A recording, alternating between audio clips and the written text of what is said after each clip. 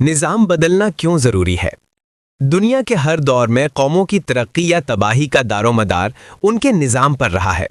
نظام ہی وہ بنیاد ہے جو معاشرے کے انصاف، تعلیم، معیشت اور اخلاقی اقدار کو قائم رکھتا ہے۔ جب نظام درست ہو تو برے لوگ بھی کسی حد تک نیک بن جاتے ہیں، اور جب نظام بگڑ جائے تو اچھے لوگ بھی بے بس ہو جاتے ہیں۔ آج ہمارا سب سے بڑا مسئلہ یہی ہے کہ ہمارا نظام کمزور، غیر منصفانہ اور طبقاتی ہے۔ امیر کے لیے قانون اور ہے، غریب کے لیے اور، طاقتور کے لیے سہولتیں، کمزور کے لیے مشکلات۔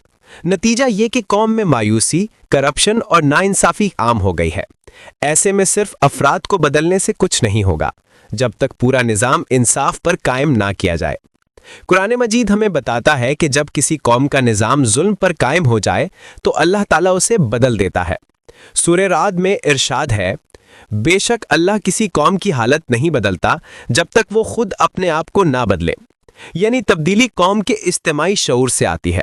جب قوم یہ طے کر لے کہ اب ہم انصاف، دیانت اور حق پر مبنی نظام چاہتے ہیں، تب اللہ بھی ان کی مدد کرتا ہے۔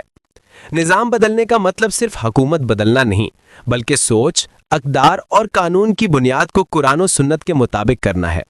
ایک ایسا نظام جہاں عدل ہو، جہاں دولت چند ہاتھوں میں محدود نہ رہے، جہاں ہر شہری کو برابر مواقع ملے۔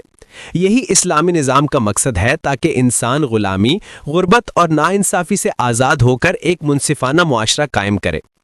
اگر ہم واقعی خوشحال اور مضبوط پاکستان چاہتے ہیں تو ہمیں صرف چہروں کی تبدیلی نہیں بلکہ پورے نظام کی اصلاح کرنی ہوگی۔ تعلیمی نظام کو مقصدی، عدالتی نظام کو تیز اور معیشت کو سود سے پاک بنانا ہوگا۔ جب نظام قرآن کے اصولوں پر قائم ہوگا تب ہی اصل انقلاب آئے گا، وہ انقلاب جو دلوں کو بدل دے اور ایک انصاف پسند قوم کو جنم دے۔